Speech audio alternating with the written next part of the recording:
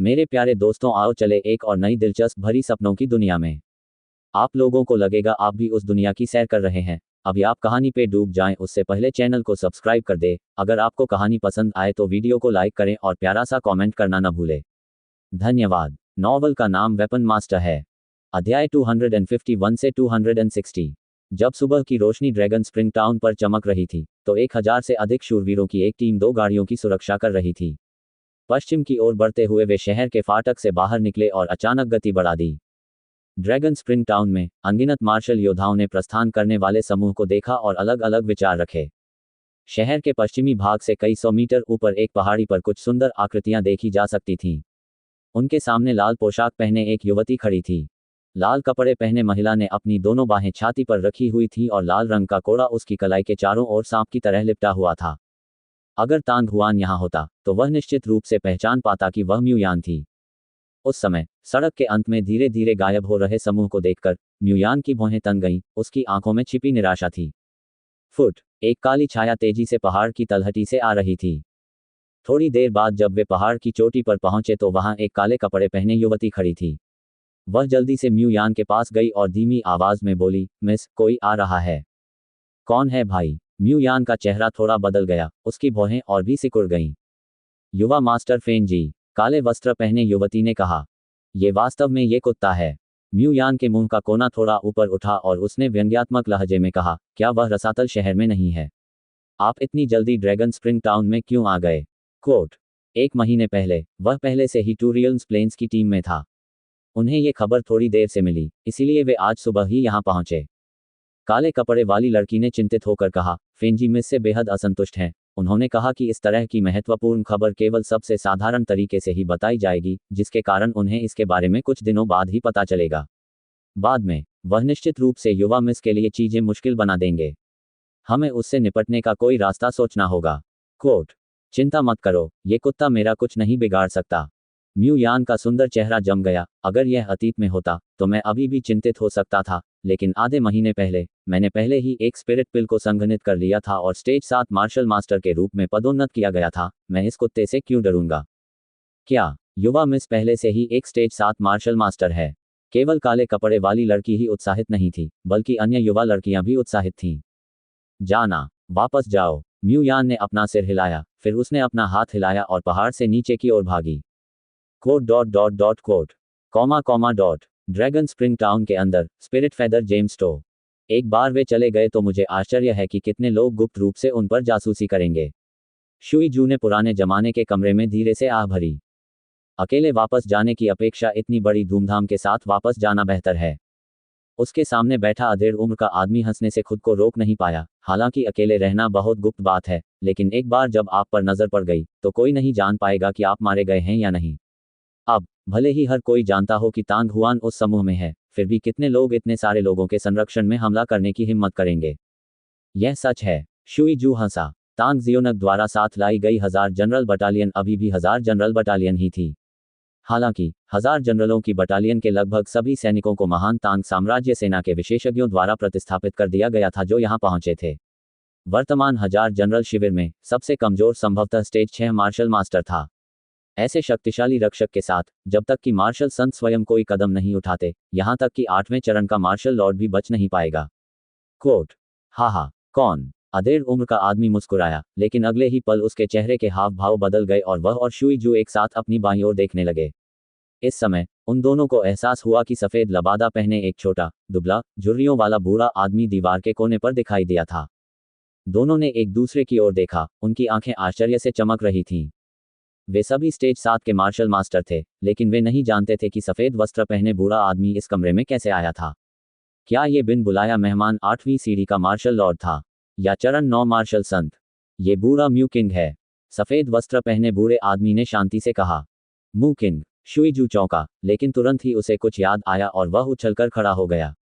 उसका चेहरा अत्यधिक सदमे और अविश्वास से भरा हुआ था, यहाँ तक कि उसकी आवाज भी कुछ हद तक लड़खड़ा रही थी। कौन?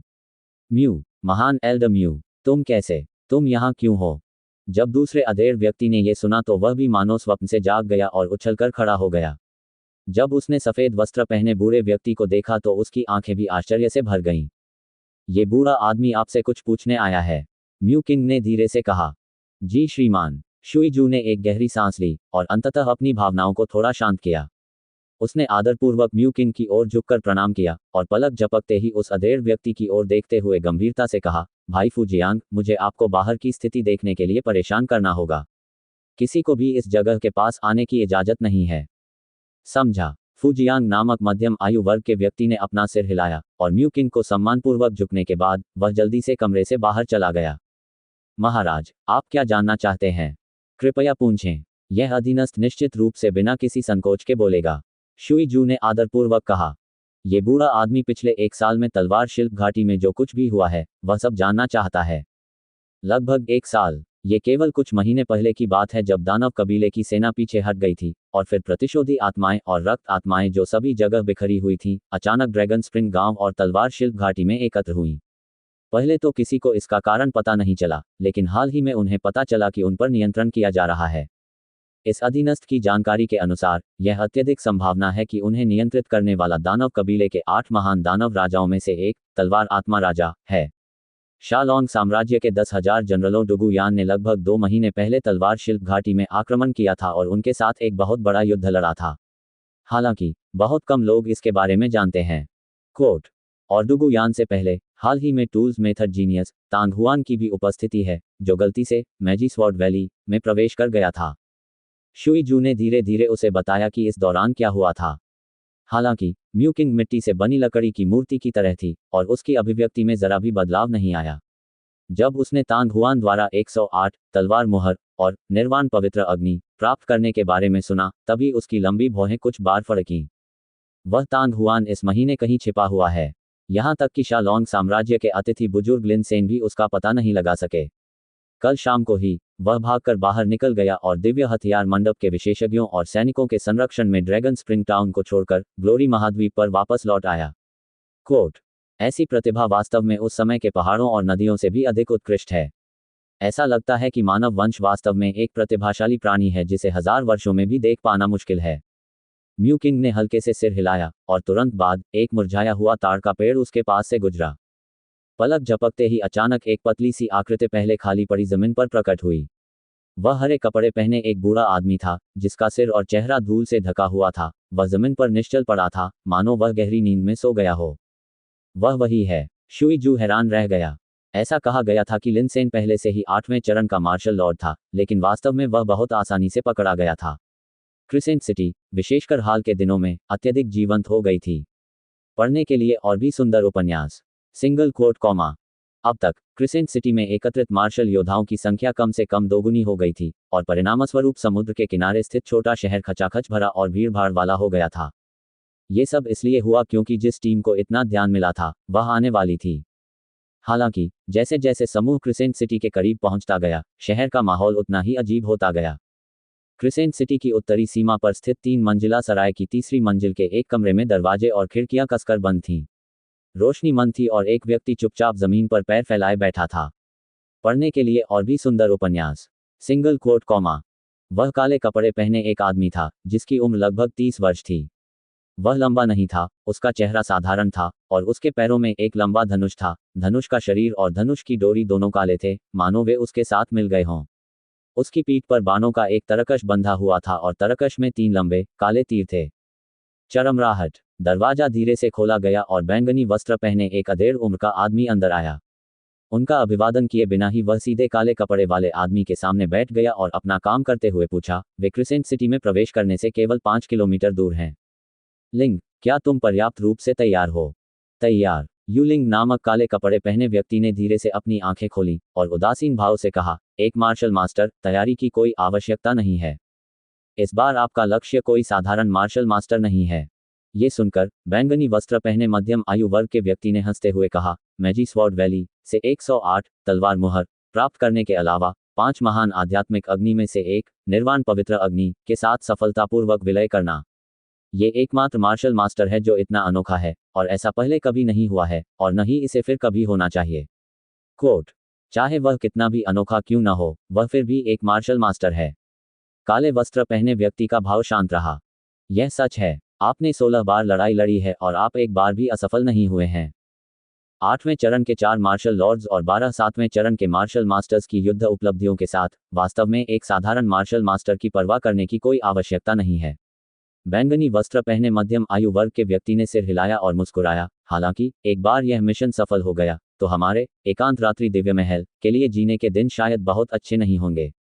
ऐसा कहते हुए बैंगनी वस्त्र पहने मध्यम आयु वर्ग के व्यक्ति ने अपना माथा रगड़ा। ऐसा लग रहा था जैसे उसे सिर दर्द हो रहा हो। मैं केवल लोगों की हत्या के लिए जिम्मेदार हूं, उसके बाद की सफाई के लिए नहीं। शांत और दृढ़ ने अपनी आंखें बंद कर लीं। Coat comma dot. आखिरकार व्यवस्था हो गई। लगभग उसी समय क्रिसेंट सिटी के पूर्वी हिस्से में स्थित एक छोटे से मंडप में एक धीमी, वृद्ध और कर्कश आवाज गूंजी। वक्ता एक पीले कपड़े पहने, दुबले चेहरे वाला बूढ़ा आदमी था। मैं बहुत जल्दी में हूं, इसलिए मैं इतना ही कर सकता हूं। यह उनके लिए आगे बढ़ने का आखिरी मौका था। यह ऑपरेशन केवल सफल हो सकता है, असफल नहीं। यदि उसे जीवित ही ग्लोरी कॉन्टिनेंट में लौटने की अनुमति दे दी गई तो उसके लिए दोबारा आगे बढ़ना कठिन हो जाएगा। उस समय ये बूढ़ा आदमी यंग मास्टर फेन जी को यह समझाने में सक्षम नहीं होगा। कोट, मैं सचमुच उस वेश्या से नफरत करता हूं। वह अभी भी ड्रैगन स्प्रिंग टाउन में रह रही है और किसी भी तरह की मदद करने को तैयार नहीं है। अन्यथा यंग मास्टर इतने कम लोगों का उपयोग कैसे कर सकते थे? कोट। वह मन ही मन बुदबुदाया और कमरे में सन्नाटा छा गया। Comma dot. क्रिसेंट सिटी से 10 मील उत्तर की ओर 1000 लोगों की टीम तेजी से आगे बढ़ रही थी। समूह के बीच में दोनों गाड़ियों की गति जरा भी धीमी नहीं हुई। वे साधारण गाड़ियों से अलग थे। वे एंग्री वेव्स सागर में यात्री जहाजों के समान थे और उनमें दानव कबीले की व्यूह रचना भी स्थापित थी। उन्हें निम्न स्तर के दानव स्रोत पत्थरों के साथ सक्रिय किया गया था, जिससे वे अच्छे घोड़ों की गति के साथ पूरी तरह से तालमेल बनाए रख सकते थे।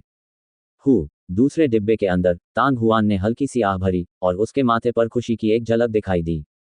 इस समयावधि के दौरान वह साधना के लिए प्रतिदिन सच्ची अग्नि आत्मा का स्रोत पीता था और वास्तविक क्यूई अंततः उस सीमा तक पहुंच गई थी जिसे वह आज प्राप्त कर सकता था। अब से जब तक उसके पास सही अवसर होगा, वह स्पिरिट पिल्स को संघनित कर सकता है और स्टेज 7 मार्शल मास्टर तक आगे बढ़ सकता है। बेशक यह अवसर वैसा नहीं आया जैसा हम चाहते थे। इस संबंध में तांग हुआन चिंतित नहीं था, क्योंकि चिंतित होने का कोई फायदा नहीं था। आत्मा की गोलियां जमाना किसी तीसरे चरण के आध्यात्मिक चक्र को संघनित करने जैसा नहीं था, जहां केवल निरंतर साधना करने की आवश्यकता होती थी। ये सीमा कुछ ऐसी थी जिसे कुछ मार्शल योद्धाओं ने अनजाने में पार कर लिया था, लेकिन अधिक से अधिक स्टेज 6 मार्शल मास्टर अपने पूरे जीवन में इस बाधा में फंस गए होंगे।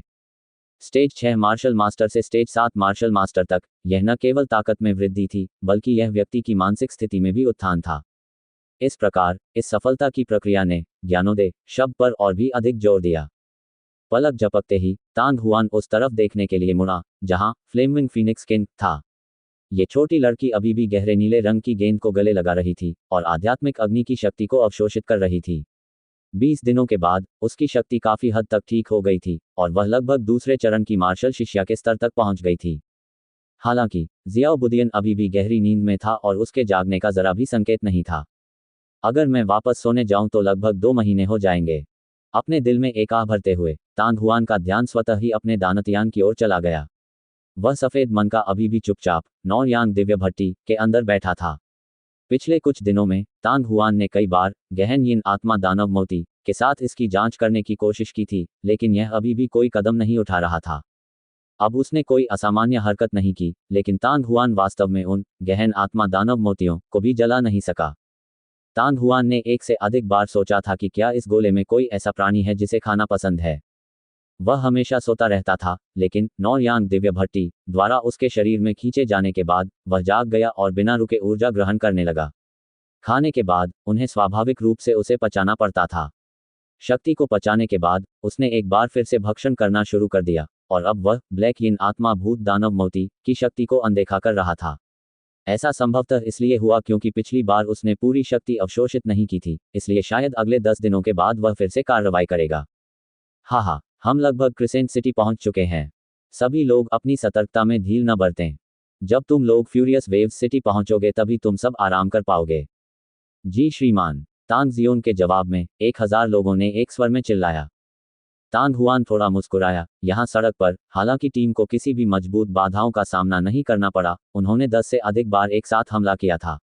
इसके अलावा हमले ज्यादातर ड्रैगन स्प्रिंग टाउन छोड़ने के बाद पहले 10 दिनों में केंद्रित थे और अंतिम 10 दिन मूल रूप से शांतिपूर्ण और शांत थे। उसे पता चल गया होगा कि इसका लाभ उठाने का कोई रास्ता नहीं है और वह अपने प्रयासों को इस तरह बर्बाद नहीं करेगा। हालांकि तांग हुआन को लग रहा था कि ये छापे सिर्फ भूख बढ़ाने के लिए थे। असली खतरा तो क्रिसेंट सिटी पहुंचने के बाद होगा। सौभाग्य से तांग हुआन पहले से ही मानसिक रूप से तैयार थी। यहाँ सड़क पर तांग हुआन हमेशा मार्शल योद्धाओं द्वारा घिरा हुआ और संरक्षित रहता था, यहाँ तक कि डुगु यान जैसे विशेषज्ञों या उससे अधिक शक्तिशाली लोगों द्वारा भी आगे बढ़ने पर उनके मन में अभी भी कुछ आरक्षण होंगे, लेकिन क्रिसेंट सिटी के पास, विशेष रूप से क्रिसेंट सिटी में प्रवेश करने के बाद, उसके आगे बढ़ने की संभावना बहुत बढ़ जाएगी। लेकिन जो भी हो, समूह का अनुसरण करना अकेले ग्लोरी कॉन्टिनेंट में लौटने की तुलना में अधिक सुरक्षित था। उस समय जब स्वॉर्ड क्राफ्टिंग वैली में किसी ने भी इसे नहीं देखा था, तो उसे मैजी स्वॉर्ड वैली के बाहर के क्षेत्र में ट्रैक किया गया था, जिसके कारण तांग हुआन इस दुनिया में इस्तेमाल की जा सकने वाली ट्रैकिंग तकनीक से बेहद सावधान हो गया था। यदि वह अकेला होता और डुगु यान जैसे शक्तिशाली व्यक्ति द्वारा पकड़ा जाता, तो उसे अपना ग्रैंडमास्टर पदक इस्तेमाल करने का भी मौका नहीं मिलता। अब उसे चिंता करने की कोई आवश्यकता नहीं थी। आखिरकार वहां न केवल तांग जियोंग और उसके आसपास हजारों सैनिक थे, बल्कि सामने घोड़ागाड़ी में मुकुई भी थी। दादा दादा, जमीन पर घोड़े के खुरों की आवाज बहरा कर देने वाली थी। पढ़ने के लिए और भी सुंदर उपन्यास। Single quote comma. जैसे जैसे आकाश में अंधेरा छाने लगा, क्रिसेंट सिटी और करीब आती गई। अनजाने में ही जगमगाता हुआ वह शहर सबकी नजरों में आ चुका था। रुकना। अचानक तांग जियोनग ने जोर से चिल्लाया और अपने दाहिने हाथ से लगाम खींच ली। तेज गति से दौड़ता हुआ घोड़ा खड़ा हो गया और लंबी फुफकार मारी। तभी उसने अपने अगले खुरों को उठाया और जोर से जमीन पर पटक दिया। अगले ही क्षण तांग जियोन के पीछे खड़े हजार मार्शल योद्धाओं ने भी अपने घोड़ों की लगाम खींच ली। उसी क्षण धरती कांप उठी और धूल उड़ने लगी। हजारों शक्तिशाली घोड़ों की टापें एक जोरदार ध्वनि तरंग में परिवर्तित हो गईं, जो बाहर तक गूंज उठी और जिससे पूरा क्रिसेंट शहर तुरंत चौंक गया। पंक्ति के सामने खड़े तांग जियोंग ने भौहें सिकोड़ी। विपरीत दिशा में शहर से 100 मीटर की दूरी पर एक समूह था। घोड़ों पर 1000 से अधिक लोग सवार थे। समूह के आगे पीली जमीन पर सुनहरे शब्दों वाले कुछ झंडे हवा में लहरा रहे थे। झंडों के ऊपर शा लॉन्ग और डुगु शब्द लिखे थे। शा लॉन्ग साम्राज्य, डुगु यान के सैनिक। इतनी देर रात शहर छोड़कर जा रहे हो। जैसे ही यह विचार तांग जियोन के दिमाग में कौंधा, उसकी अभिव्यक्ति बदल गई। यह असंभव था कि विपरीत दिशा के समूह को यह पता न चले कि उनका रास्ता अवरुद्ध है। हालांकि उन्होंने अपनी गति धीमी नहीं की, बल्कि अपनी गति बढ़ा दी। तीर छोड़ो। कोट। बिना किसी हिचकिचाहट के तांग जियोनग ने अपना हाथ हिलाया और दहाड़ा। उसके हाथ में रखा सुनहरा भाला हिलने लगा और तुरंत ही उसमें से तेज चमक निकलने लगी। इसके तुरंत बाद तांग जियोनग के दोनों पैर घोड़े के पेट पर कस गए। जिस घोड़े पर वह बैठा था, वह प्रकाश की एक किरण में बदल गया और सरपट आगे बढ़ गया। एक पल के बाद लोगों का ये समूह तांग जियोनग के पीछे चला गया और एक बार फिर आगे बढ़ गया। मोर्चे पर मौजूद मार्शल योद्धाओं ने भी अपने धनुष चढ़ाए और तीर चलाए। हालांकि दोनों गाड़ियां वहीं रुक गईं जहां वे थीं, और आसपास के 200 या उससे अधिक योद्धा अपने घोड़ों से उतर आए और अपने आसपास के क्षेत्र की कड़ी सुरक्षा करने लगे। ची ची स्विश, टकरा जाना। एक के बाद एक तीर हवा में चुभते ही धनुष की डोरी कांपने लगी। यद्यपि वे तीरंदाजी में विशेषज्ञता रखने वाले तीरंदाजों से तुलना नहीं कर सकते थे, लेकिन जब उन्होंने उसी समय हमला किया, तब भी वे कम आंक रहे थे। टिड्डियों के समान 100 से अधिक तीखे बाण पूरे आकाश और धरती को ढकते हुए सामने के समूह की ओर बढ़ रहे थे। हालांकि शा लॉन्ग साम्राज्य के सैनिकों का समूह जो तेजी से आगे बढ़ रहा था, उनसे निपटना स्पष्ट रूप से आसान नहीं था। जैसे ही उन्होंने अपने हथियार लहराए, उन्होंने सभी तीरों को जमीन पर गिरा दिया। इस पोली एरो से केवल कुछ लोग घायल हुए, लेकिन उनकी प्रगति में थोड़ी बाधा आई। मारना। तांग जियोंग ने अपना भाला लहराया और दहाड़ा। समूह की गति पहले ही उफनती लहर के समान बढ़ चुकी थी, जो बेरहमी से आगे बढ़ रही थी। दहाड़ें, चिल्लाहटें, युद्ध के लिए चीखें, टकराव और घोड़ों की टापों की आवाजों से धरती हिल गई। कोई हमें रोकने की कोशिश कर रहा है, और ऐसे लोग काफी हैं। समूह में तांग हुआन ने भौहें सिकोड़ ली। उसके दिल में अचानक चेतावनी की भावना उभरी। अगले ही पल, बिना किसी हिचकिचाहट के, तांग हुआन ने अपने बगल में बैठी छोटी लड़की को पकड़ लिया और बिजली की गति से खिड़की से बाहर की ओर झपटा। पिछला अध्याय। अगला अध्याय। बूम। जैसे ही वह वहां से निकला, गाड़ी में विस्फोट हो गया। मलबे से एक गहरा काला तीर निकला और लगभग 10 मीटर दूर जमीन में धंस गया। तीर से धूल का बादल उठा। जिस क्षण तांग हुआन उतरा, उसने पहले ही म्यूकुई के आकार की एक झलक देख ली थी।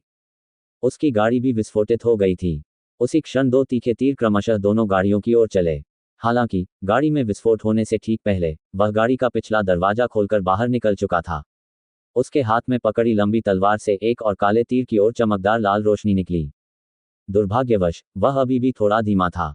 उसकी तलवार की चमक अपने लक्ष्य से चूक गई, तीर की पूंछ के पास जमीन को चीरते हुए पीछे एक लंबी और संकरी खाई छोड़ गई। इससे म्यू कुई शर्मिंदगी से क्रोधित हो गया। वह मूल रूप से तांग हुआन की रक्षा करने आया था, लेकिन अभी उसके पास उसकी रक्षा करने की क्षमता नहीं थी।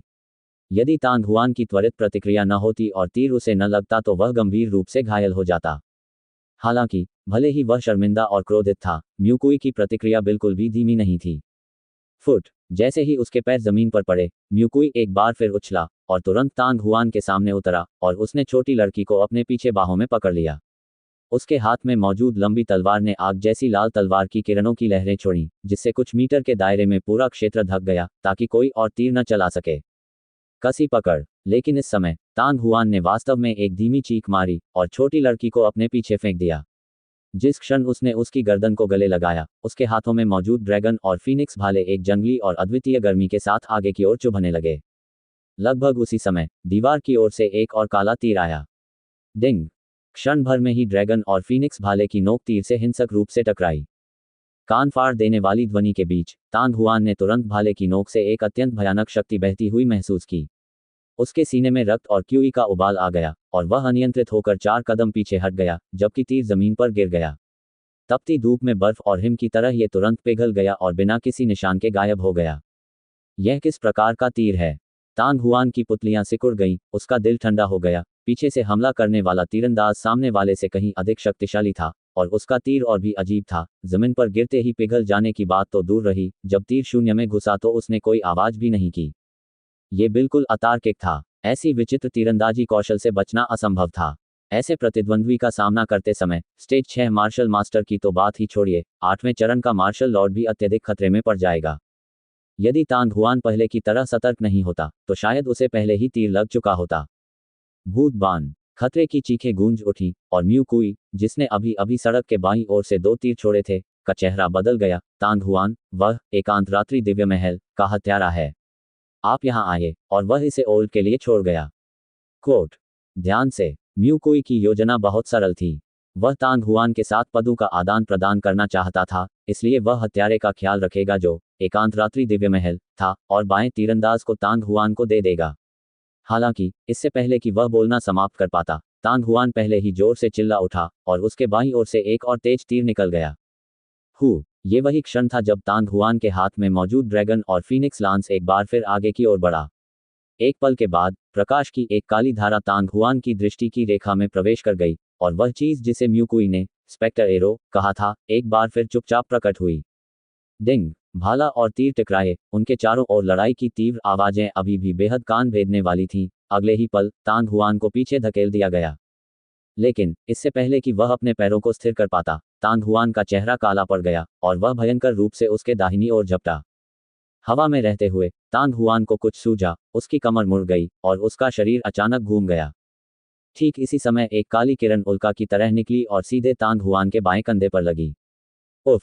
तांग हुआन का शरीर उछल पड़ा और खून की एक बड़ी खुराक अनियंत्रित रूप से बाहर निकल आई। गिरने से पहले वह बादल की तरह 10 मीटर हवा में उड़ा। ठीक इसी समय तांग हुआन ने अपने हाथ में ड्रैगन और फीनिक्स भाला पकड़ लिया और उसे जमीन पर धकेल दिया, जिससे काले तीर का प्रभाव रुक गया। वह जमीन पर तैरने लगा और बड़ी मुश्किल से अपने पैरों को स्थिर कर पाया। हालांकि उसके बाएं कंधे पर काला तीर पिघल गया था, लेकिन यह गायब नहीं हुआ था और तांग हुआन के शरीर में समा गया था। तांग हुआन! ये दृश्य देखकर म्यू कुई का मन अत्यंत स्तब्ध रह गया।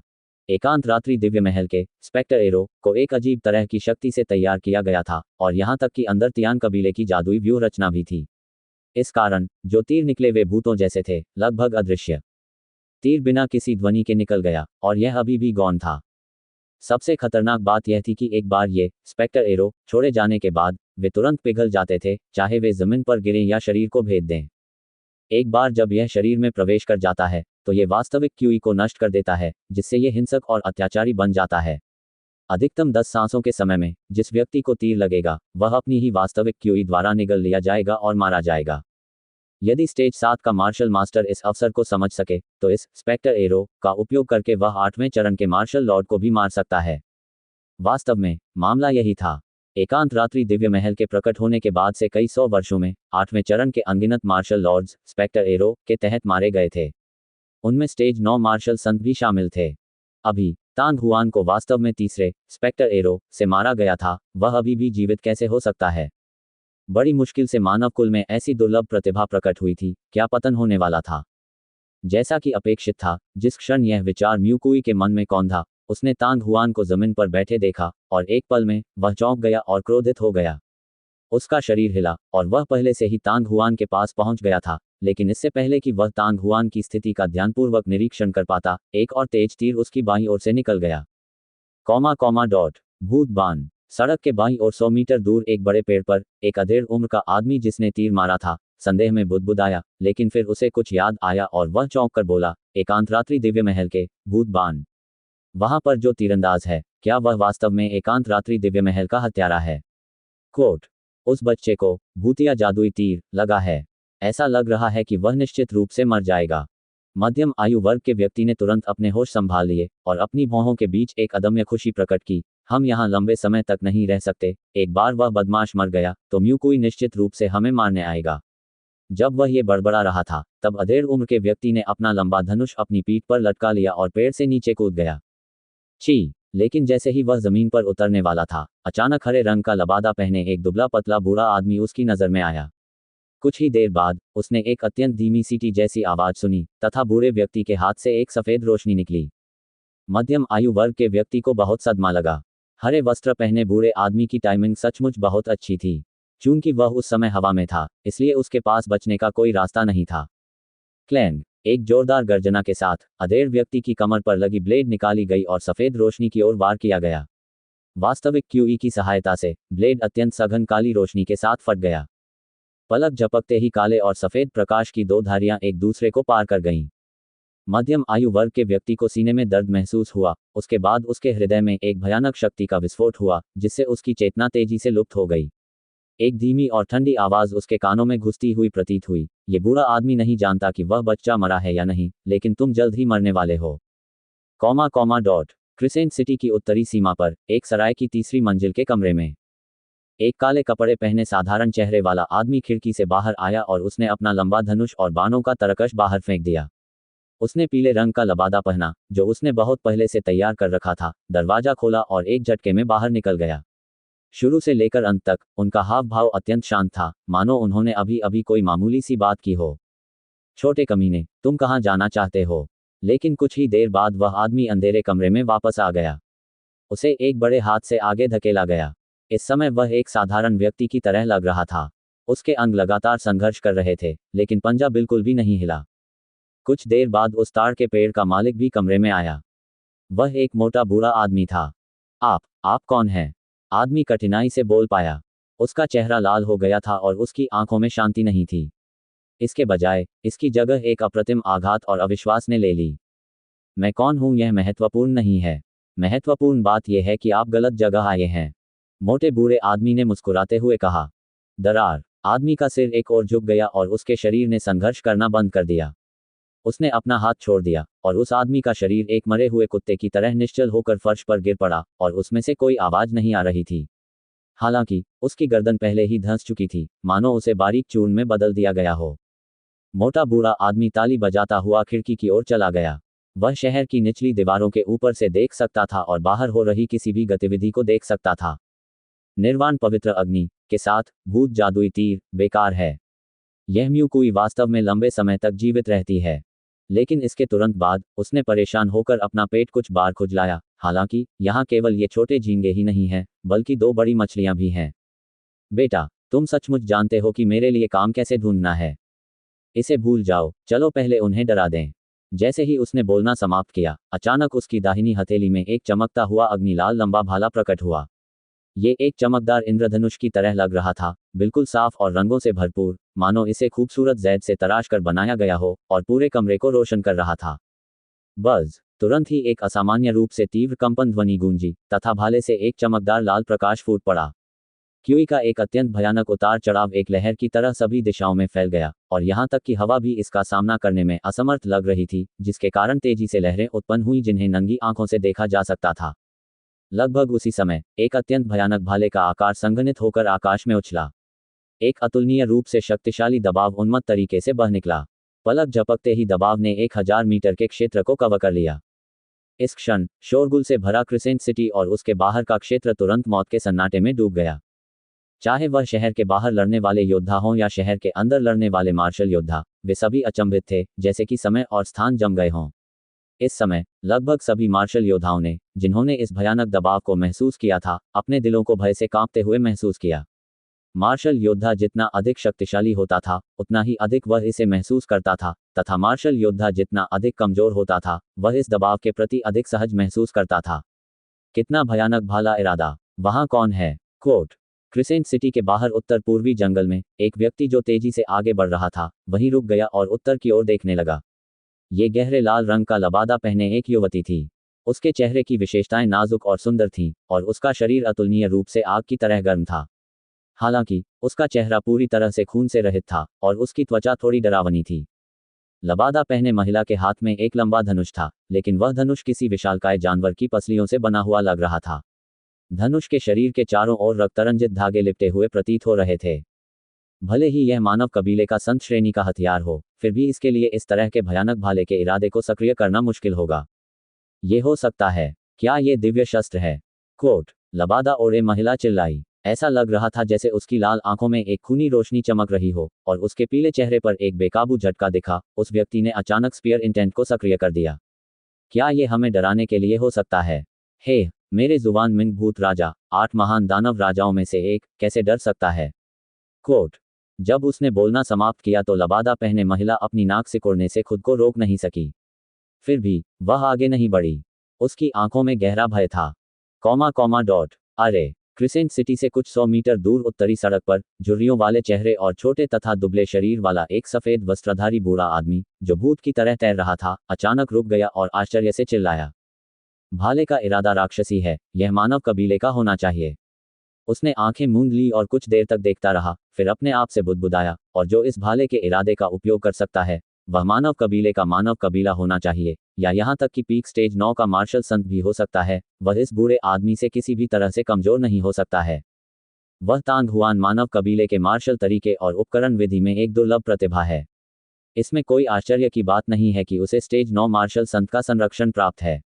अभी मुझे ये निश्चित नहीं है कि वह वस्तु उस पर है या नहीं, इसलिए मुझे कोई कदम उठाने की जल्दबाजी करने की कोई आवश्यकता नहीं है। पिछले कुछ दिनों से इस बूढ़े आदमी को ऐसा लग रहा था कि कोई उसका पीछा कर रहा है।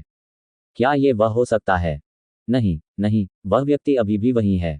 सफेद वस्त्र पहने बूढ़े व्यक्ति ने पलक झपकते ही दाहिनी ओर के अंधेरे जंगल की ओर देखा।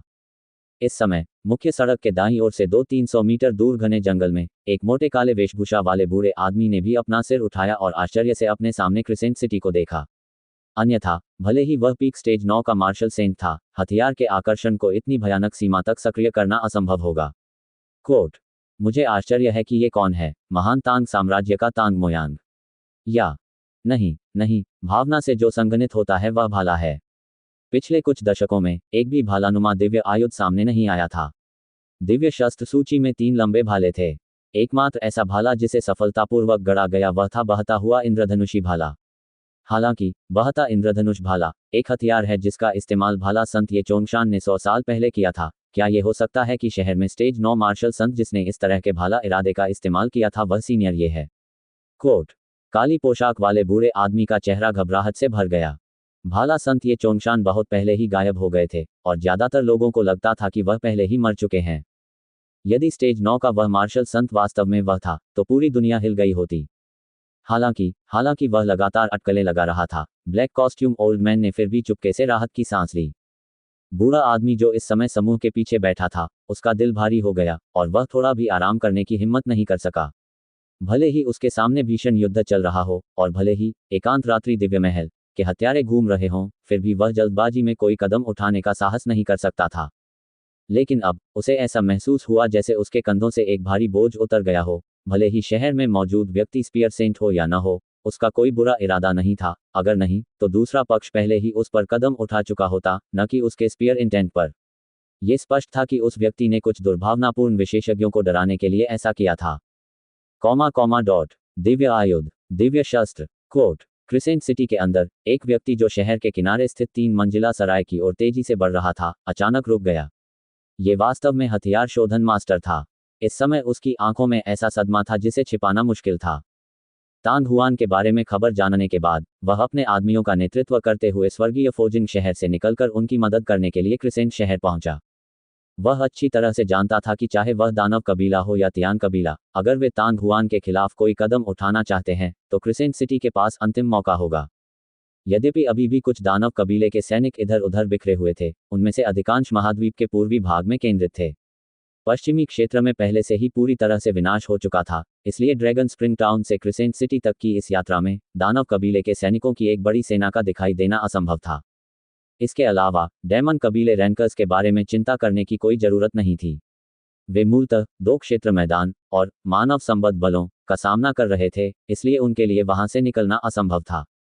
जहां तक तियान कबीले के जादूगरों की बात है तो स्वाभाविक रूप से उन्हें उनकी परवाह करने की आवश्यकता नहीं थी। साधारण तियान कबीले के जादूगर अपने पंखों को बिल्कुल भी नहीं छिपा पाएंगे। केवल तियान वंश के शाही परिवार ही ऐसा करने में सक्षम थे। इसलिए तियान कबीले के सैनिकों के एक बड़े समूह के लिए मूल महाद्वीप में आकर तांग हुआन को रोकना और मारना असंभव था। हालांकि जब उन्होंने स्वर्गीय फोजिंग शहर छोड़ा तो दिव्य हथियार मंडप के महान कबीले के बुजुर्ग भी चले गए। उसके साथ साथ चलने से तियान कबीले के योद्धाओं के पास भी कोई अवसर नहीं होगा।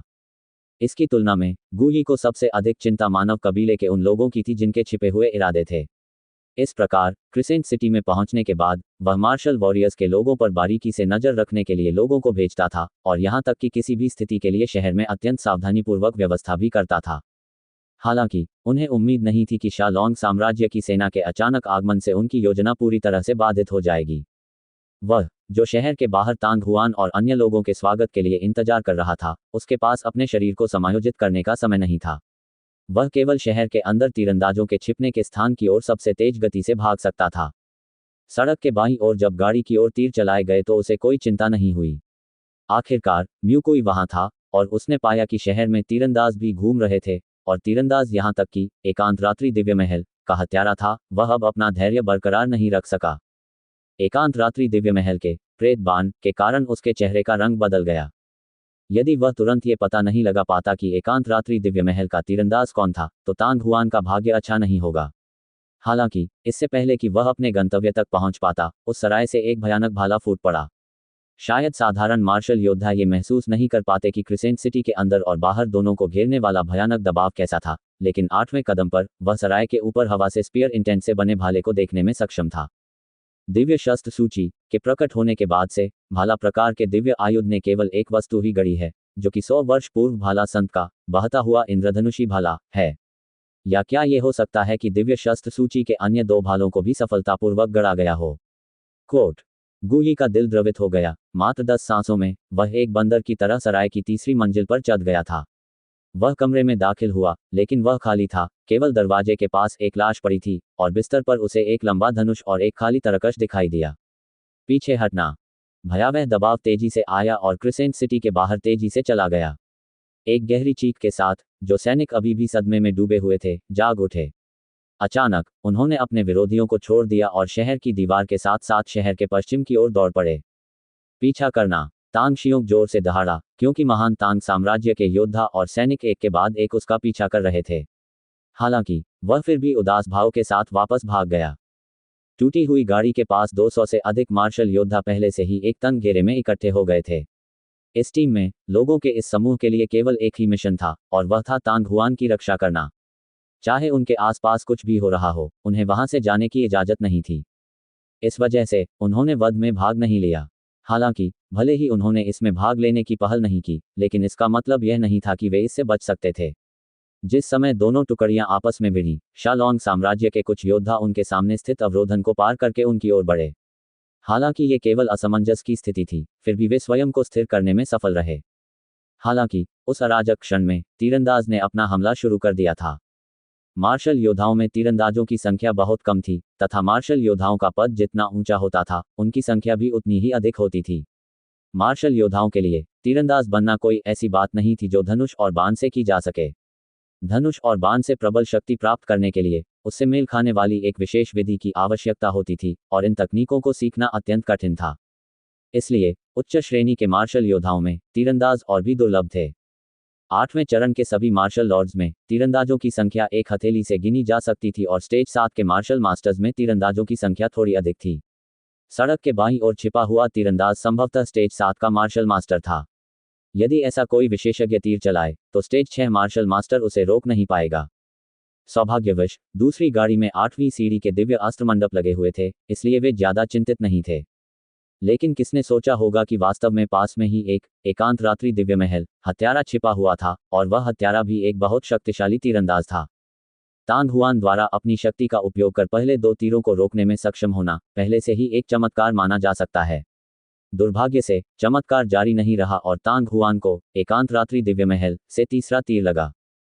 एकांत रात्रि दिव्य महल के स्पेक्टर एरो से प्रभावित होने के बाद 8वें चरण की तो बात ही छोड़िए, यहां तक कि चरण 9 का मार्शल संत भी जीवित नहीं बच पाएगा।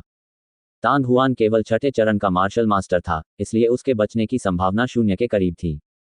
भीड़ में म्यूकुई के मन में भी वही विचार थे जो उसके आसपास के योद्धाओं के मन में थे। जमीन पर पैर मोड़कर बैठे तांग हुआन को देखकर उसकी अभिव्यक्ति पहले से ही बेहद उदास हो गई थी और उसकी भौहों के बीच अनियंत्रित क्रोध था। छोटी लड़की बहुत पहले ही तांग हुआन की पीठ से नीचे खिसक चुकी थी। वह अपने होठों को दबाकर तनाव भरे चेहरे के साथ उसके सामने बैठ गई और कुछ सोचने लगी। लेकिन जैसे जैसे समय बीतता गया, छोटी लड़की और म्यूकुई दोनों के चेहरे पर आश्चर्य प्रकट होने लगा। जिस क्षण से तांग हुआन बैठा था, 10 सांसों की बात तो छोड़िए, भले ही इसमें 20 सांसों का समय लगा हो, तांग हुआन ने जेनुइन क्यूई की ओर से किसी भी तरह की प्रतिक्रिया का कोई संकेत नहीं दिखाया था। कुछ ही देर में आसपास के अधिकारियों ने भी ये देख लिया और वे एक दूसरे को देखकर आश्चर्यचकित हो गए। हा, ये बूढ़ा आदमी समझता है। काफी देर बाद म्यूकुई को कुछ याद आया और वह उछल पड़ी, बच्चों की तरह नाचने और हंसने लगी। समझते क्या हैं? एक कर्कश आवाज सुनाई दी। ये तांग जियोंग ही था जिसने आसपास के अधिकारियों को अलग किया और अंदर चला आया। फैंटम एरो में ठंडी यिन ऊर्जा होती है, लेकिन निर्वाण पवित्र अग्नि में अत्यधिक यांग ऊर्जा होती है, जो संयोगवश एरो का अभिशाप है। एक बार जब तांग हुआन निर्वाण पवित्र अग्नि के साथ जुड़ गया, तो एक प्रेत बाण लेने के बारे में भूल जाओ। भले ही उसने 2 या 3 को मारा हो, तो क्या हुआ जब तक यह उसके महत्वपूर्ण अंगों को नुकसान नहीं पहुंचाता, वह क्या कर सकता है? म्यूकुई मुस्कुरा रही थी। यह सही है, मैंने इसके बारे में क्यों नहीं सोचा? तांग जियोंग एक क्षण तक शून्य में देखता रहा, फिर ताली बजाकर जोर से हंसने लगा। जब उसे लगा कि एकांत रात्रि दिव्य महल से एक हत्यारा तांग हुआन पर हमला कर रहा है, तो वह भी बुरी तरह डर गया। विशेषकर जब उसने वह दृश्य देखा जहां तांग हुआन को गोली मारी गई थी, तो वह पहले से ही निराशा के करीब था। यहां लौटने के बाद अप्रत्याशित रूप से चीजें और भी बदतर हो गईं। म्यूकुई की बातें सुनकर आसपास के सभी सैनिकों ने राहत की सांस ली। वरिष्ठ म्यूकुई, मैं ये काम आप पर छोड़ता हूं। मैं वहां जाकर देखूंगा, यदि मैं उनमें से कुछ और कूड़े को नहीं मारूंगा, तो मैं ये सब कैसे देख पाऊंगा? थोड़ी देर आराम करने के बाद तांग जियोंग का चेहरा एक बार फिर गुस्से से भर गया। हत्या के इरादे से उसने शा लोंग साम्राज्य के सैनिकों का पीछा किया। सब लोग, मुझे आपको अपने आसपास के वातावरण पर अधिक ध्यान देने के लिए परेशान करना पड़ेगा। अभी ये वास्तव में सुरक्षित नहीं हो सकता है। म्यूकुई ने असहायता से अपना सिर हिलाया और आदेश दिया। जी श्रीमान। आसपास की भीड़ ने जोर से सहमति जताई। कोट। शहर के बाहर लड़ाई खत्म हो चुकी थी और शहर के बाईं ओर के तीरंदाज भी गायब हो चुके थे। कुछ लोग उन 2 स्थानों की खोज भी कर रहे थे, लेकिन किसी को नहीं पता था कि क्या अन्य दिशाओं से भी तीखे तीर आ रहे होंगे। परिणामस्वरूप किसी ने भी अपनी सतर्कता में ढील देने का साहस नहीं किया। असंख्य मार्शल योद्धाओं के भारी घेरे के तहत तांग हुआन अभी भी स्थिर खड़ा था। इस समय तांग हुआन ने पहले से ही सार्वभौमिक सत्य की आध्यात्मिक कलाओं को सीमा तक सक्रिय कर दिया था, जबकि 9 यांग दिव्य भट्टी और तीसरे चरण का आध्यात्मिक चक्र भी उन्मत्त रूप से घूम रहा था। जब स्पेक्टर एरो उसके बाएं कंधे पर उतरा, तो तांग हुआन को एहसास हुआ कि स्थिति अच्छी नहीं थी। वह तुरंत बैठ गए और अपनी तकनीकों का प्रचार करने लगे। जिस क्षण भूत जादुई तीर उसके शरीर में पिघला, वह पहले से ही एक ठंडी और हिंसक ऊर्जा में बदल गया था जो तेजी से उसके पूरे शरीर में फैल गई। उंगली चटकाने में लगे समय में ही तांग हुआन का आधा शरीर अकड़ने लगा और जेन्युइन क्यूई भी अनियंत्रित होने लगी तथा नियंत्रण खोने के संकेत देने लगी।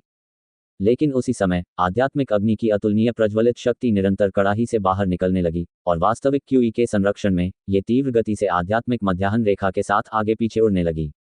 एक क्षण में आध्यात्मिक अग्नि की शक्ति उसके सभी अंगों और अवयवों में फैल गई और तेजी से ठंडी और उदास ऊर्जा की ओर बढ़ी। समय धीरे धीरे बीतता गया और वह स्थान जहां ठंडी ऊर्जा विद्यमान थी, वह भी धीरे धीरे संकुचित होता गया। आखिरकार ये हो गया। अज्ञात समय के बाद तांग हुआन के दाहिने हाथ ने उसके बाएं कंधे पर लगे घाव को पकड़ लिया। उसके बाद काली क्यूई की एक गेंद उसकी हथेली में घुस गई और एक कड़कती हुई ठंडी अनुभूति लगातार फैल गई। आसपास के कई मार्शल योद्धा कांपने से खुद को नहीं रोक सके और तांग हुआन की हथेली में तुरंत ही धधकती आग का एक गोला प्रकट हुआ जिसने काली क्यूई की गेंद को कसकर घेर लिया। एक दो सांसों के भीतर ही काली क्यूई की गेंद आग की लपटों के भीतर से गायब हो चुकी थी। बच्चे, क्या तुम ठीक हो? एक हैरान करने वाली आवाज उसके कानों में घुसी। तांग हुआन ने अपना सिर उठाया और देखा, केवल दो परिचित चेहरे देखे। मुकुई के अलावा जो उसके साथ लौटा था, दिव्य हथियार मंडप भी यहाँ था। उसके चेहरे पर डर का भाव था।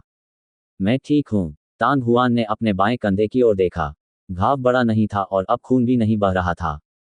फैंटम एरो को पिघलाने वाली काली गैस को बाहर निकालने के बाद उसके कंधे पर केवल एक घाव रह गया था। यह कोई बड़ी समस्या नहीं थी। सौभाग्य से स्पेक्टर एरो शरीर में प्रवेश करते ही घुल गए थे। अगर यह अयस्क से बना एक तेज तीर होता तो तांग हुआन का बायां हाथ शायद अपंग हो जाता। बेशक अगर यह एक सामान्य तेज तीर होता तो ये तांग हुआन को नहीं मार पाता। शहर के बाहर युद्ध के मैदान को साफ करने के बाद महान तांग साम्राज्य के सैनिकों ने शहर के बाहर शिविर स्थापित किया। गुयी, म्यूकुई, तांग जियोन और अन्य लोग एक साथ इकट्ठे हुए थे। हालांकि जो व्यक्ति मुख्य सीट पर बैठा था वह उनमें से कोई नहीं था, बल्कि एक लंबा और मजबूत काली वेशभूषा वाला बूढ़ा आदमी था। गुयी के परिचय के अनुसार वह लंबा और मजबूत बूढ़ा व्यक्ति दिव्य हथियार मंडप का महान कबीले का बुजुर्ग था और न केवल वह एक शक्तिशाली चरण 9 मार्शल संत था, बल्कि वह एक हथियार शोधन ग्रैंड मास्टर भी था। ये जानते हुए कि शेन गुवान लगातार ड्रैगन स्प्रिंग टाउन को महसूस कर सकता था और टीम को गुप्त रूप से क्रिसेंट सिटी में वापस ले जा सकता था, तांग हुआन अपने दिल में उसके प्रति बेहद आभारी था। ये बहुत खतरनाक है। आपके समूह के ड्रैगन स्प्रिंग टाउन छोड़ने के कुछ समय बाद ही तियान कबीले के महान बुजुर्ग म्यूकिंग पहले ही प्रकट हो चुके थे और वे पूरे रास्ते उनका पीछा कर रहे थे। क्या म्यूकिंग कोट तियान कबीले का दूसरा सबसे शक्तिशाली योद्धा? अगर मुझे सही से याद है तो 100 साल पहले महामहिम शानहे के साथ युद्ध के बाद उन्होंने पवित्र आत्मा महाद्वीप को कभी नहीं छोड़ा था, है ना? कोट। शेन गुवान की बातें सुनकर गुयी, म्यूकुई, तांग जियोन और अन्य सभी चौंक गए। म्यूकिंग का नाम कानों में बिजली की तरह गूंजता था, यहाँ तक कि मानव कबीले में भी। ऐसा कहा जाता था कि म्यूकिंग जिंगमेन के बाद तियान कबीले में सबसे शक्तिशाली प्राणी था। 100 साल पहले वह पहले से ही पीक स्टेज 9 के कानून संत थे। ऐसा कहा जाता है कि इस व्यक्ति ने 100 वर्षों तक पवित्र आत्मा महाद्वीप नहीं छोड़ा था। उसने कभी उम्मीद नहीं की थी कि वह वास्तव में मूल महाद्वीप पर आएगा और लोगों के एक समूह का अनुसरण करेगा। गुयी, म्यूकुई, तांग जियोन और बाकी सभी डर से ठंडे पसीने में भीग गए थे। उसके बाद वे सभी तांग हुआन की ओर देखने लगे। टीम में तांग हुआन संभवतः एकमात्र ऐसा व्यक्ति था जो म्यूकिंग का ध्यान आकर्षित कर सकता था। उनकी निगाहें देखकर तांग हुआन आश्चर्यचकित हुआ, लेकिन वह खुद पर हंसने से खुद को रोक नहीं सका। मैंने कभी नहीं सोचा था कि मेरा आकर्षण इतना महान है। ये कहते हुए तांग हुआन का दिल द्रवित हो गया। गुयी और अन्य लोगों ने जो कहा था उसके अनुसार, चूंकि म्यूकिंग तियान कबीले में दूसरा सबसे शक्तिशाली व्यक्ति था और उसने 100 वर्षों से पवित्र आत्मा महाद्वीप नहीं छोड़ा था, हालांकि यह चौंकाने वाला था कि वह 108 तलवार मुहर इकट्ठा कर सकता था और निर्वाण पवित्र अग्नि के साथ विलय कर सकता था, वह अभी भी सिर्फ एक मार्शल मास्टर था। क्या ऐसा हो सकता है कि म्यूकिंग के प्रकट होने का कोई और कारण था? तांग हुआन ने अपनी उंगलियों के अंत में सुमेरु जादुई अंगूठी को रगड़ दिया। अवचेतन रूप से तियान कबीले के जादूगर ऋषि के बारे में सोच रहा था जिसे उसके गुरु ने मार दिया था। उसकी आंखों में एक अदृश्य संदेह की रेखा चमक उठी। केवल इतना ही नहीं, शेन गुवान ने फिर कहा, जब हम क्रिसेंट सिटी के बाहर पहुंचे तो मुझे उस जुवान मिंग भूत राजा की आभा का भी एहसास हुआ। जुवान मिंग भूत राजा। म्यूकुई की अभिव्यक्ति फिर से बदल गई। 8 महान दानव राजाओं में से एक। वह भी यहाँ क्यों है? तांग जियोंग हैरानी से देखता रहा। क्रेसेंट सिटी में जुवान मिंग भूत राजा का दिखाई देना महज एक संयोग होना चाहिए। सदमे की छोटी अवधि के बाद गुयी ने खुद से कहा, वह अन्य दानव राजाओं से अलग है और उसने अपने और हमारे मानव कबीले के बीच लड़ाई में भाग नहीं लिया। ऐसा कहा जाता है कि दानव भगवान फेन तियान के पास उसके लिए एकमात्र मिशन दिव्य हथियार सूची को ढूंढना था। इतने वर्षों के बाद मुझे डर है कि उसके पास कई पन्ने बचे हुए होंगे। कोट जुवान मिंग भूत राजा। तांग हुआन का मन थोड़ा विचलित हो गया। उसे एहसास हुआ कि उसका वास्तव में दानव कबीले के साथ संबंध था। जब वह भूलभुलैया क्षेत्र के जंगल में प्रशिक्षण ले रहा था तो उसकी मुलाकात हाउलिंग फर्मामेंट वुल्फ किंग से हुई और उसने उस पर आखिरी बार हमला किया जब वह और शान दोनों घायल हो गए थे। जब वे फैंगमिंग पर्वत पर थे तो उनकी मुलाकात फिर से फ्लेमविंग फीनिक्स किंग से हुई। अंततः वह एक छोटी लड़की बन गई थी और उसके साथ एक ऐसा सौदा करने की तैयारी में थी जो अकल्पनीय था। पढ़ने के लिए और भी सुंदर उपन्यास। Single quote comma. तलवार शिल्प घाटी में प्रवेश करने के बाद उसकी मुलाकात तलवार आत्मा राजा से हुई, जिसमें भ्रामक आंखें परिवर्तित हो गई थीं। यद्यपि तलवार आत्मा राजा उसके द्वारा मारा नहीं गया था, फिर भी वह जाग गया और अंततः उसने अपनी आत्मा खो दी। जुवान मिंग भूत राजा के अलावा, जिनसे उसे अभी तक मिलना था, पहले से ही 3 अन्य दानव राजा थे जिनके साथ तांग हुआन सीधे संपर्क में आ चुका था। इसके अलावा उनमें से किसी का भी अंत अच्छा नहीं था। वह सोच रहा था कि क्या कोई ऐसा होगा जो खबर फैलने के बाद उसे दानव राजा का शत्रु की उपाधि देगा। यह अजीब विचार तांग हुआन के दिमाग में अचानक कौंध गया। मैं एक भी म्यू किंग के मुकाबले में नहीं हूं, उस जुवान मिंग भूत राजा की शक्ल का तो कहना ही क्या। सौभाग्य से वह वरिष्ठ व्यक्ति समय पर प्रकट हो गया और उसने दिव्य आयुध के भाले के इरादे को सक्रिय कर दिया, जिससे म्यू किंग और जुवान मिंग भूत राजा दोनों भयभीत हो गए। अन्यथा मैं सचमुच नहीं जानता कि आज ये सब कैसे समाप्त होता। जैसे ही उसने बोलना समाप्त किया, शेन गुवान पहले से ही भावुक हो गया था। गु यी, म्यू कुई, तांग जियोन और अन्य लोगों ने भी अवचेतन रूप से सिर हिलाया। उनके दिलों में भय व्याप्त हो गया। उन्होंने शुरू में सोचा था कि एकांत रात्रि दिव्य महल का हत्यारा पहले से ही काफी भयानक था, लेकिन उन्होंने यह उम्मीद नहीं की थी कि इससे भी अधिक भयानक जुवान मिंग भूत राजा और महान बुजुर्ग प्रकट नहीं होंगे। मुझे डर है कि साधारण स्टेज 9 मार्शल संत, भले ही वे सक्रिय हों, वे म्यू किंग और जुवान मिंग भूत राजा को डराने में सक्षम नहीं होंगे। ऐसा लगता है कि वह सीनियर व्यक्ति निस्संदेह स्पीयर सेंट का वह बुरा आदमी ही होगा। गु यी ने धीरे से कहा। मैंने पहले तो सोचा था कि सीनियर ये अब जीवित नहीं है, लेकिन मैंने कभी उम्मीद नहीं की थी कि वह अभी भी जीवित हैं। म्यू कुई ने आह भरी। आह, मैंने पहले भी कई बार क्रिसेंट सिटी की खोज के लिए लोगों को भेजा है, लेकिन वे बूढ़े आदमी का कोई सुराग नहीं ढूंढ पाए। तांग जियोनग कुछ हद तक परेशान था, लेकिन जब उसने 2 शब्द स्पीयर सेंट कहा तो उसकी घंटी जैसी आंखें श्रद्धा और प्रशंसा से भर गईं। पिछले 100 वर्षों में स्टेज 9 के कई मार्शल संत हुए हैं, लेकिन उनमें से बहुत कम को इस तरह से उपनाम दिया जा सका है। ये सार्वजनिक रूप से स्वीकार किया गया था कि भाला संत ये चोंगशान को पिछले 100 वर्षों में भाले के क्षेत्र में सर्वोच्च उपलब्धियां प्राप्त थीं। चूंकि तांग शियोंग भी भाला चलाता था, इसलिए स्वाभाविक रूप से वह ये चोंगशान को अपना आदर्श मानता था। यदि सीनियर ये इतनी आसानी से मिल जाते तो वे स्पीयर सेंट नहीं होते। तांग जियोंग की बातें सुनकर शेन गुवान अनजाने में हंस पड़ा। तांग जियोंग, अगर आप सीनियर स्पीयर सेंट की तलाश करना चाहते हैं तो आप छोटे भाई तांग हुआन से क्यों नहीं पूछते। गु यी, म्यू कुई और तांग जियोंग ये सुनकर चौंक गए। लेकिन अगले ही पल तांग जियोनग की आंखें चमक उठी और उसने अपने हाथों से ताली बजाई और जोर से हंसा। यह सही है, मैं इसके बारे में कैसे भूल सकता था। भाई तांग हुआन, आप जो प्रशिक्षण ले रहे हैं वह सीनियर स्पीयर सेंट की फ्लेमिंग रेनबो स्पीयर आर्ट होनी चाहिए, है ना। कोट। ये तथ्य कि तांग हुआन ने फिनिक्स स्पिरिट मार्शल मीटिंग की उपाधि ले ली थी पहले से ही काफी फैल चुका था, और यह खबर भी फैल गई थी कि तांग हुआन स्पीयर सेंट के ये चोंगशान का वंशज था। मैं ज्वलंत इंद्रधनुष भाला कला का विकास करता हूं। तांग हुआन खुद को हंसने से रोक नहीं सका। हालांकि मैं सीनियर ये चोंगशान को बिल्कुल नहीं जानता। ये सिर्फ इसलिए है क्योंकि मैं सीनियर ये द्वारा बनाई गई भाला कला की साधना करता हूं, इसलिए मुझे उनका नाम उधार लेना पड़ा। जहां तक इस भाला कला का सवाल है, ये भूलभुलैया क्षेत्र 1 में प्रशिक्षण के दौरान प्राप्त की गई थी। उस समय मेरी मुलाकात हाउलिंग फर्मामेंट वुल्फ किंग से हुई, जो 8 महान दानव राजाओं में से एक था, और मैं लगभग मारा गया था। सौभाग्य से मुझे एक वरिष्ठ व्यक्ति ने बचा लिया, और मेरे हाउलिंग फर्मामेंट वुल्फ किंग को भी उसी वरिष्ठ व्यक्ति ने मार डाला। हमारे जाने से पहले उस सीनियर ने मुझे ज्वलंत इंद्रधनुष भाला कला उपहार में दी। उन्होंने कहा कि मेरी सच्ची आग साधारण निम्न स्तर के हथियार परिशोधक की तुलना में बहुत अधिक शक्तिशाली है और खेती के लिए उपयुक्त है। कोट। इसके बाद मैंने भी सोचा कि वह वरिष्ठ व्यक्ति स्पीयर सेंट का वंशज है, लेकिन अब ऐसा लग रहा है कि क्या यह हो सकता है कि स्पीयर सेंट स्वयं एक बुजुर्ग हो। कोट। समझ गया। तांग जियोंग ने हंसते हुए तांग हुआन को आंख मारी। शेन गुवान, गु यी और म्यू कुई सभी एक दूसरे को देखकर हंसे। जाहिर है उनमें से किसी ने भी तांग हुआन की बकवास पर विश्वास नहीं किया।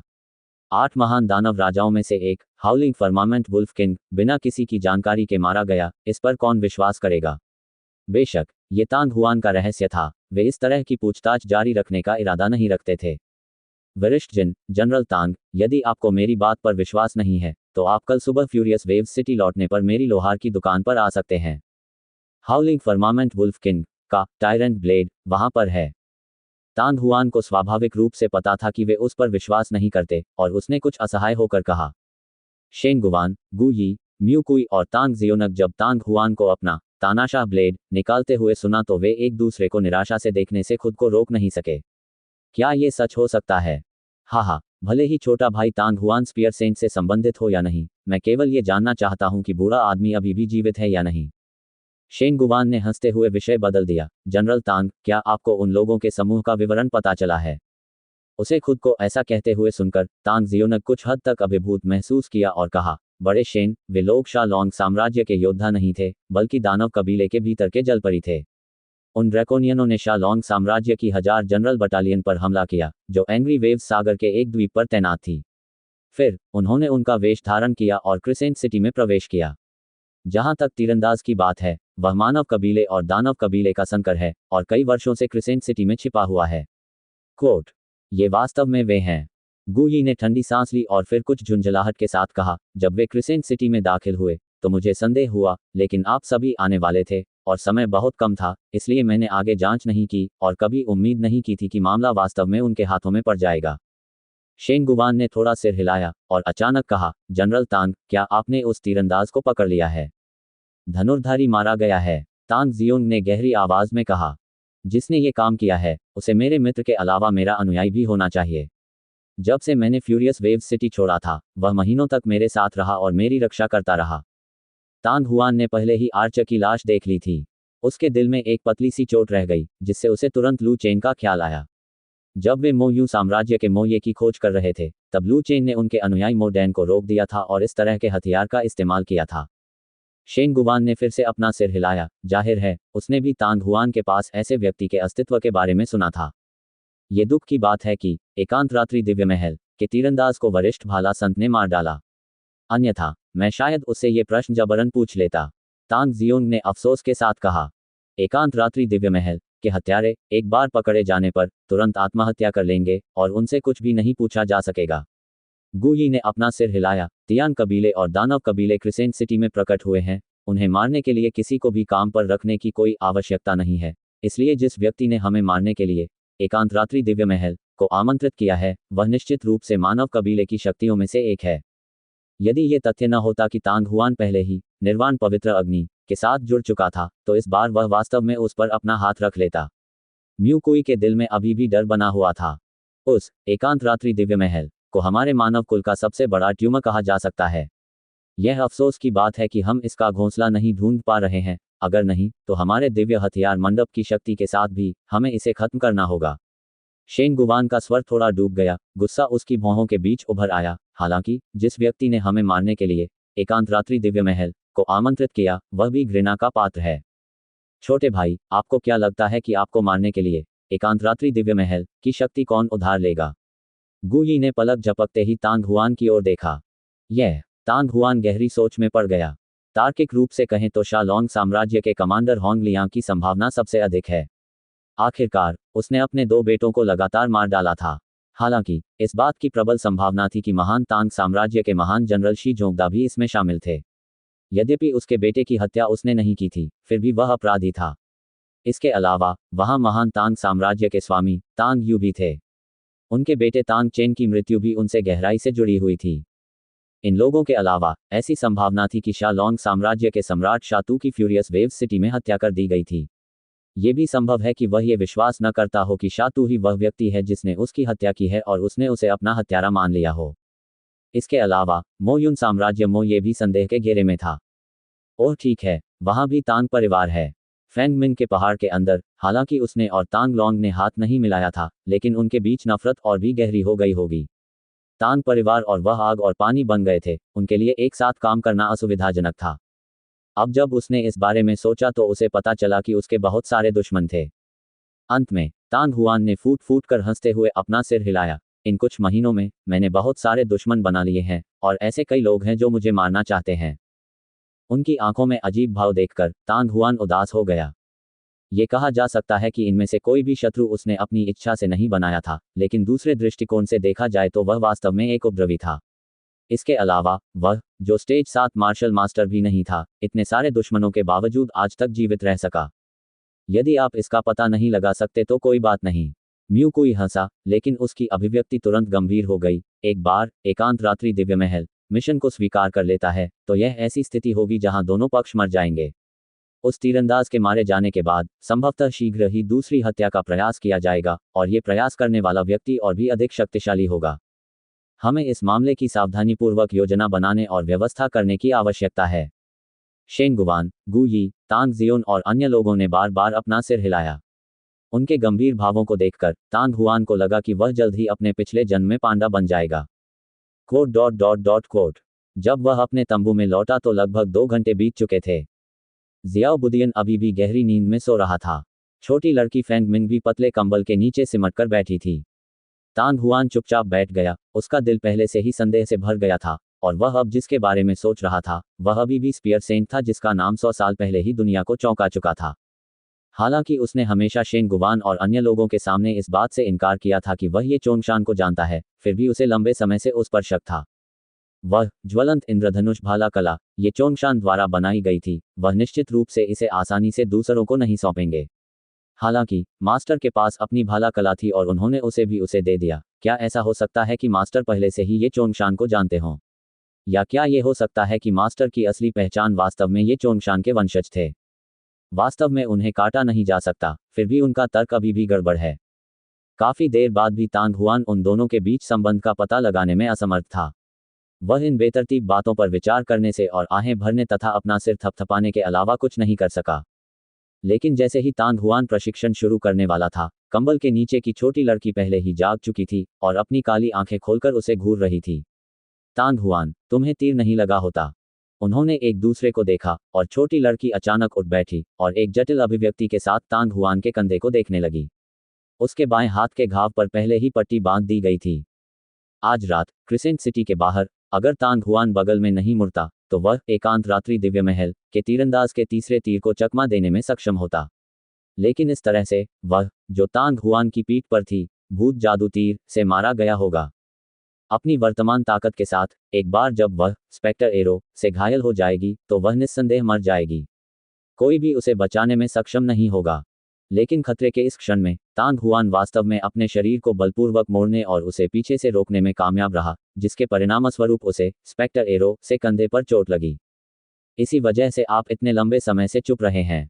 तांग हुआन अनायास ही हंस पड़ा, चूंकि तुमने और मैंने वह सौदा किया था। अगर तुम इस तरह मर गए तो मैं ज्वाला हृदय कैसे प्राप्त कर पाऊंगा और दूसरी आध्यात्मिक अग्नि कैसे पा सकूंगा? क्या तुम्हें डर नहीं है कि अगर तुम्हें तीर लग गया तो तुम मर जाओगे? छोटी लड़की अपनी आंखें बड़ी करने से खुद को रोक नहीं सकी। मैं पहले ही निर्वाण पवित्र अग्नि के साथ जुड़ चुका हूं। एक भूत जादुई तीर मेरी जान लेना चाहता है। क्या तुम मुझे बहुत कम नहीं आंक रहे हो?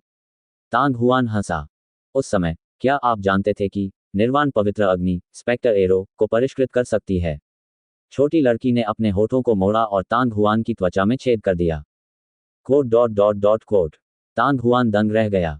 उस समय वह ऐसी छोटी लड़की को अपने जाल में फंसते हुए मरते हुए नहीं देखना चाहता था, इसलिए उसने अवचेतन रूप से अपने शरीर को मोड़ने की पूरी कोशिश की, जिससे उस तीर को रोका जा सके जो उस छोटी लड़की पर चलाया जाने वाला था।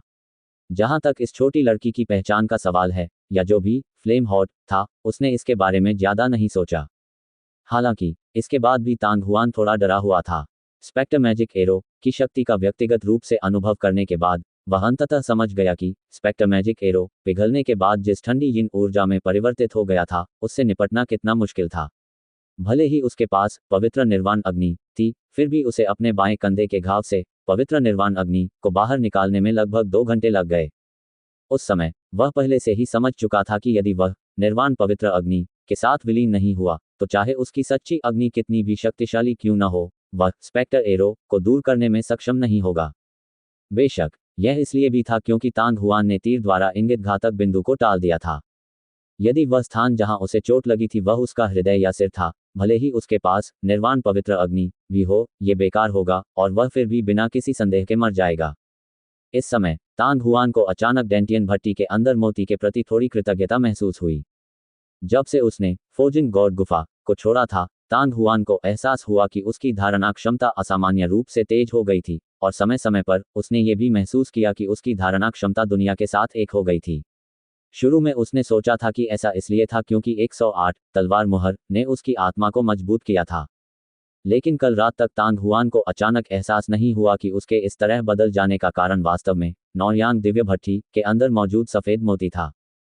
हर बार जब वह खतरे का सामना करता तो सफ़ेद मन का थोड़ा सा धीरे धीरे हिलता डुलता और धारणा क्षमता जो मूल रूप से हमले के बिंदु तक तीव्र थी वास्तव में फिर से बढ़ जाती।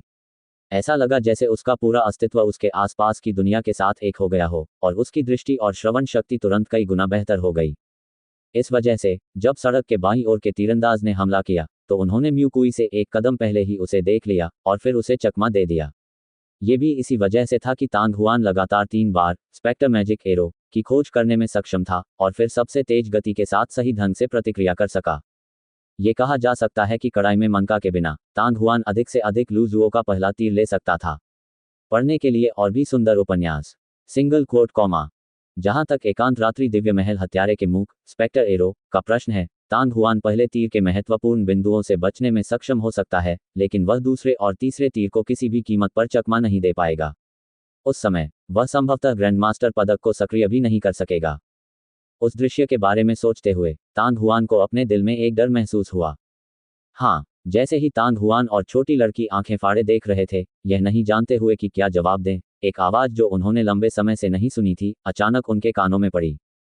थोड़ी देर के लिए स्तब्ध रहने के बाद तांग हुआन के दिल से परमानंद की लहर निकल पड़ी।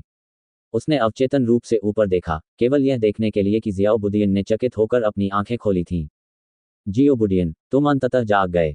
तांग हुआन ने हंसते हुए शियाओ बुदियन को उठाया और फिर उसकी पीठ की ओर देखा, जहां उसके पंखों के आधार पर 2 और सार्कोमा उभर आए थे। ऐसा लग रहा था कि जब तक पर्याप्त रत्न है, शियाओ बुदियन 3 जोड़ी पंख विकसित करने में सक्षम होगा। लेकिन इस बार इसका शरीर उतना सूजा हुआ नहीं था जितना कि जब वह फेंग मिंग पर्वत पर था, जो अजीब था। शायद ऐसा इसलिए था क्योंकि उसने जागने से पहले बड़ी मात्रा में रत्न नहीं खाए थे। छोटा बदमाश, छोटी लड़की ने अपने होठों को सिकोड़ लिया और जियाओ बुदियन को घूर कर देखा। फिर उसने अपना सिर ढक लिया और कंबल के नीचे खिसक गई। हाँ, जियो बुदियन ने फेंग मिन की ओर देखा जो गहरी नींद में सो रहा था और फिर पीछे मुड़कर उसे देखने लगा। अंततः वह जाग गया, लेकिन अगले ही पल उसने अपने पेट को छुआ और अपने होठों को चाटा और तांग हुआन को दयनीय दृष्टि से देखने लगा। उसे ऐसी हालत में देखकर तांग हुआन अपनी हंसी रोक नहीं सका। एक हल्के विचार के साथ एक फीनिक्स स्टोन एक फ्लैश में प्रकट हुआ और जियाओ बुदियन के मुंह में ठूंस दिया गया। या जियाओ बुदियन ने तुरंत खुशी में अपनी आंखें सिकोड़ लीं।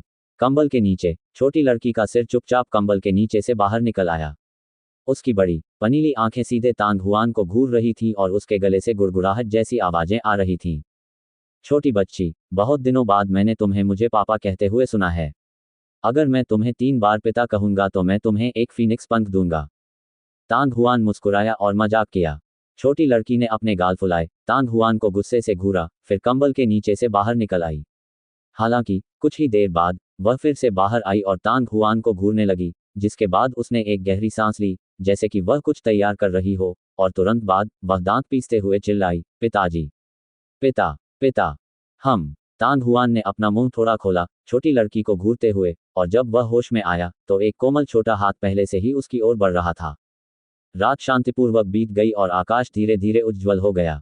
क्रिसेंट सिटी के घाट पर ग्रेट टैंग साम्राज्य के सैनिकों का एक समूह पहले से तैयार कुछ बड़े जहाज़ों पर सवार होकर फ्यूरियस वेव्स सिटी की ओर बढ़ रहा था। बड़े जहाज़ों में से एक पर न केवल तांग हुआन, गुयी, म्यूकुई और बाकी लोग थे, बल्कि दिव्य हथियार मंडप के महान कबीले के बुजुर्ग शेंगुवान भी थे। शहर के बाहर कई मार्शल योद्धाओं ने बड़े जहाज़ों को क्षितिज में गायब होते देखा। तांग हुआन से स्पेक्टर मैजिक एरो की खबर बहुत पहले ही दूर दूर तक फैल चुकी थी। ऐसा कहा जाता है कि एकांत रात्रि दिव्य महल के स्पेक्टर एरो के तहत कोई भी जीवित नहीं बचा था, फिर भी तांग हुआन जीवित रहने में सक्षम था। यह न केवल मार्शल योद्धाओं के लिए उनके भोजन के बाद बातचीत का विषय बन गया, बल्कि इसने तांग हुआन को, जो प्रकाश के कई प्रभामंडलों से ढका हुआ था, और भी अधिक महान बना दिया। मैंने गलत अनुमान लगाया, मुझे उम्मीद नहीं थी कि निर्वाण पवित्र अग्नि स्पेक्टर एरो को दूर करने में सक्षम होगी। ये यूलिंग के लिए दुख की बात है, हालांकि एक भी विफलता कुछ भी नहीं है। तांग हुआन, आप इसे एक बार टाल सकते हैं, लेकिन मुझे विश्वास नहीं है कि आप इसे दूसरी बार, तीसरी बार टाल सकते हैं। कोट। क्रिसेंट सिटी के दक्षिण में एक मंडप में एक धीमी सी आह सुनाई दे रही थी।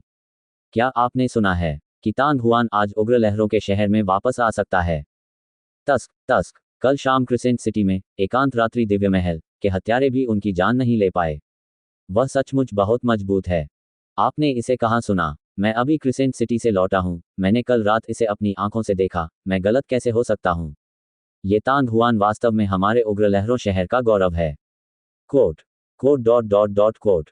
अरे वाह, ऐसा कहा जा रहा है कि सीनियर स्पीयर सेंट ये चोंगशान, जो पहले ही गायब हो चुके हैं, कल देर रात क्रिसेंट सिटी में दिखाई दिए। मुझे सचमुच इसकी उम्मीद नहीं थी। भाला संत, यदि वह अभी भी जीवित है, तो उसकी आयु कम से कम 100 वर्ष होनी चाहिए, है ना? कोट स्टेज 9 के मार्शल संत के 100 साल से अधिक जीवित रहने में क्या विशेष बात है? ऐसा कहा जाता है कि तियान कबीले जिंगमेंग 100 साल से अधिक समय तक जीवित रहे हैं। उस बूढ़े राक्षस की तुलना कौन कर सकता है? Quote dot dot dot quote. दोपहर को जब सबसे पहली अतिथि नाव क्रिसेंट सिटी से फ्यूरियस वेव्स सिटी लौटी, तो तांग हुआन के बारे में खबर तुरंत पूरे शहर में तूफान की तरह फैल गई। सड़कों पर स्थित चाय की दुकानों और रेस्तरां में असंख्य योद्धाओं ने जब ये समाचार सुना तो वे भय से चिल्ला उठे। पाह तांग परिवार के एक आंगन में मेई शिन का सुंदर चेहरा जम गया। उसके हाथ के एक झटके से उसके हाथ में रखा चाय का प्याला जमीन पर गिर गया और टुकड़ों में टूट गया। क्या यह हो सकता है कि इस छोटे से कमीने को मारा न जा सके? फिर भी वे उसे मारने में असमर्थ रहे। एकांत रात्रि दिव्य महल के सभी तीरंदाज कम से कम स्टेज 7 मार्शल मास्टर थे। कोट ये वास्तव में अविश्वसनीय है। जिस युवक ने बात की वह अंकल लिन का भतीजा लिन पेंग था। भूत जादुई तीर को भूत जादुई तीर इसलिए कहा जाता है क्योंकि ये पूरी तरह से शांत था और तीर लगने से पहले इसमें से किसी भी गतिविधि का पता नहीं चल सकता था। प्रेत बाण के प्रयोग से स्टेज 7 मार्शल मास्टर की शक्ति वाले एकांत रात्रि दिव्य महल के तीरंदाज आसानी से मार्शल लॉर्ड के 8वें स्टेज के तीरंदाजों को मार सकते थे। आखिरकार इसमें निर्वाण पवित्र अग्नि है, लेकिन वह पहले 2 तीरों को सफलतापूर्वक रोकने में सक्षम था। ये सचमुच अजीब है। कोट मेई शिन ने दांत पीसते हुए ठंडी सांस ली। एकांत रात्रि दिव्य महल के नियमों के अनुसार यदि हम पहली बार असफल होते हैं तो दूसरी बार और तीसरी बार भी मौका मिलेगा। मुझे विश्वास नहीं होता कि यह छोटा बच्चा हमेशा इतना भाग्यशाली रहेगा। उसकी आवाज थोड़ी रुकी हुई थी और मेई शिन ने कुछ संदेह के साथ कहा, मुझे नहीं पता कि एकांत रात्रि दिव्य महल में उस छोटे कमीने की हत्या का मिशन किसने दिया था, लेकिन अगर मुझे पता होता तो मैं निश्चित रूप से उसे अच्छे से धन्यवाद देता। लिन पेंग हंसा। वह तांग हुआन बहुत घमंडी है। उसने शालोंग साम्राज्य के कमांडर होंग लिया के 2 बेटों को मार डाला और जनरल शी जोंगदा के बेटे और गवर्नर के बेटे तांग यू के बेटे को भी मार डाला। अभी बहुत से लोग उसकी मौत के बारे में सोच रहे हैं, भले ही किसी ने उसे मारने के लिए एकांत रात्रि दिव्य महल को आमंत्रित नहीं किया हो। जब तक उनके पास मौका है, निश्चित रूप से बहुत से लोग गुप्त रूप से उस पर हमला करेंगे। कोट वह मौत को दावत दे रहा है। Quote dot dot dot quote. यहाँ तक कि भाला संत ये चोंगशान भी प्रकट हुए हैं। तांग परिवार के घर के अंदर एक छोटे से प्राचीन हॉल में सफेद कपड़े पहने बूढ़े व्यक्ति ने भौहें सिकुड़ी। उसकी आंखों में अविश्वास की झलक थी। वह बूढ़ा आदमी वास्तव में अब तक जीवित है। ओह, मुझे डर है कि वह पहले से ही 140 से 150 साल का हो गया है। ये चोंगशान प्रकट नहीं हुआ, लेकिन किसी ने क्रिसेंट सिटी में भाला प्रकार का दिव्य आयुध सक्रिय कर दिया। इस प्रकार कुछ लोगों ने निर्धारित किया कि यह ये चोंगशान था। तांग तियानरेन ने धीमी आवाज में कहा। जब उन्हें अचानक ये खबर मिली तो उन्हें भी बहुत गहरा सदमा लगा। ये चोंगशान न केवल ग्लोरी साम्राज्य के संस्थापक सम्राट शानहे का दाहिना हाथ था, बल्कि साम्राज्य के सेनापतियों में से एक था। उसे भाला संत के रूप में भी जाना जाता था और वह उस समय महाद्वीप के सबसे मजबूत योद्धाओं में से एक था। जब दानव कबीले ने दर्जनों वर्षों तक बड़े पैमाने पर मूल महाद्वीप पर आक्रमण किया और सब कुछ नष्ट कर दिया, तब भी उसने अपना चेहरा नहीं दिखाया। लेकिन अब उन्होंने वास्तव में उस छोटे क्रिसेंट सिटी में अपनी उपस्थिति प्रकट की। तो फिर ये चोंगशान और तांग हुआन के बीच क्या रिश्ता है? ऐसा कहा जाता है कि तांग हुआन ने ये चोंगशान की ज्वलंत इंद्रधनुष भाला कला का उपयोग किया था जब वह फेंगमिन के पहाड़ पर था और उसने ये चोंगशान के वंशज के रूप में काम किया था। अगर सचमुच ये चोंगशान हमारी रक्षा कर रहा है, तो मुझे डर है कि तांग हुआन की हत्या करना मुश्किल होगा। कोट इससे कोई फर्क नहीं पड़ता कि वे कितने करीब हैं। तांग तियानरेन ने ठंडी हंसी हंसते हुए कहा, ये चोंगशान उस बदमाश की कुछ समय तक रक्षा कर सकता है, लेकिन वह हमेशा उसकी रक्षा करते हुए उसके साथ नहीं रह सकता। लेकिन उस एकांत रात्रि दिव्य महल में हर रास्ता खुला है। इसके अलावा ये तब तक नहीं रुकेगा जब तक कि एक पक्ष की मृत्यु न हो जाए। यह सच है। सफेद कपड़े पहने बूढ़े आदमी ने धीरे से अपना सिर हिलाया। वह बदमाश फ्यूरियस वेव्स सिटी में लौटने वाला है, अन्य कबीले के शिष्यों को नियंत्रित करेगा और उनके बीच किसी भी संघर्ष को रोकेगा। हाँ दादाजी। Quote dot dot dot quote comma comma dot. वह करीब था, वह करीब था। दिव्य अस्त्र मंडप की सबसे ऊपरी मंजिल पर किंग ये अपने उभरे हुए स्तनों को थपथपाने और चिल्लाने से खुद को रोक नहीं सकी। उसका सुंदर चेहरा सदमे से भर गया था। यदि तांग हुआन ने संयोग से निर्वाण पवित्र अग्नि का सम्लन नहीं किया होता तो मैं वास्तव में कल रात मर चुकी होती। पवेलियन मास्टर, यदि वह निर्वाण पवित्र अग्नि के साथ विलय नहीं करता तो मुझे डर है कि इससे इतना हंगामा नहीं होता। उसके सामने बैठा एक युवक अपनी हंसी रोक नहीं सका। लू याओ, आप गलत हैं। किंग ये चौंक गया, फिर उसने तुरंत अपना सिर हिलाया और हंसा। भले ही निर्वाण पवित्र अग्नि के साथ उसके विलय की खबर लीक न हुई हो, मुझे लगता है कि शायद ऐसे लोग होंगे जो उससे निपटने के लिए एकांत रात्रि दिव्य महल से हत्यारे भेजेंगे। शालोंग साम्राज्य के कमांडर, महान तांग साम्राज्य के प्रमुख और एक जनरल। इस दौरान जिन लोगों को उसने नाराज किया था वे सरल नहीं थे। उनके सभी बेटे तांग हुआन के हाथों मारे गए हैं, वे इसे आसानी से कैसे जाने दे सकते हैं। यह अच्छी बात है कि सीनियर स्पीयर सेंट ने कार्रवाई की। लू याओ नामक युवक ने सिर हिलाया और मुस्कुराया, अन्यथा मुझे डर है कि कल रात की हत्या इतनी जल्दी समाप्त नहीं होती। मंडप मास्टर, क्या आपको लगता है कि तांग हुआन वरिष्ठ भाला संत का शिष्य या शिष्या है या ऐसा कुछ? कोट, जब वह वापस आएगा तो हमें पता चल जाएगा। कोट। अच्छा, इस खतरनाक यात्रा से सफलतापूर्वक ग्लोरी कॉन्टिनेंट पर लौटने के बाद ये बच्चा सचमुच आसमान में उड़ने वाला है। गू परिवार के भीतर एक आंगन में गू जिंगचेंग ने मुस्कुराते हुए अपने सामने पत्थर की मेज पर अपनी हथेली पटक दी। चाहे वह कितनी भी कोशिश कर ले, उसकी भौहों के बीच की खुशी छिप नहीं पा रही थी। वह तांग हुआन है, हमारा गू परिवार नहीं। तुम इतने खुश क्यों हो? उसके बगल में पीले रंग की स्कर्ट पहने एक आकर्षक महिला उसे देखने से खुद को रोक नहीं सकी। आपकी प्यारी बेटी फेंग मिंग पर्वत से वापस आने के बाद भी लगातार इस तांग हुआन के बारे में सोच रही थी। गू जिंगचेंग अनजाने में हंस पड़ा। इस बार छोटी लड़की को स्वर्गीय फोजिंग सिटी भेजने के लिए मैंने वास्तव में बहुत प्रयास किया। ये सौभाग्य की बात है कि तांग हुआन उस समय उसके साथ वापस नहीं आया, अन्यथा मेरी सलाह का कोई फायदा नहीं होता। कोट।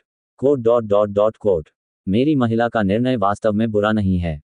यदि यह छोटी सी बच्ची नहीं मरती तो वह भविष्य में हथियार शोधन करने वाली ग्रैंड मास्टर बन सकती है, जो पवित्र सम्राट माउंटेन हे से भी अधिक उत्कृष्ट होगी। स्टार ओशन वेपन शॉप के अंदर हाई कुन ने अपनी आंखें मूंद ली और एक खिड़की के सामने खड़ा होकर नूलैंड हाई की दिशा में देखते हुए मुस्कुराया। जब लालटेनें जल उठी तो कई बड़े जहाज अंततः फ्यूरियस वेव्स सिटी के घाट पर रुक गए। लेखक का नोट, फिलहाल मासिक टिकटों को पहले स्थान पर रखा जाएगा। ये सब आप सभी का धन्यवाद है। मैं सभी के समर्थन के लिए बहुत आभारी हूँ। अगला कदम हमारे बीच की खाई को और बढ़ाना है। हमें मासिक टिकटों के बदले में इनाम का उपयोग करने की आवश्यकता नहीं है।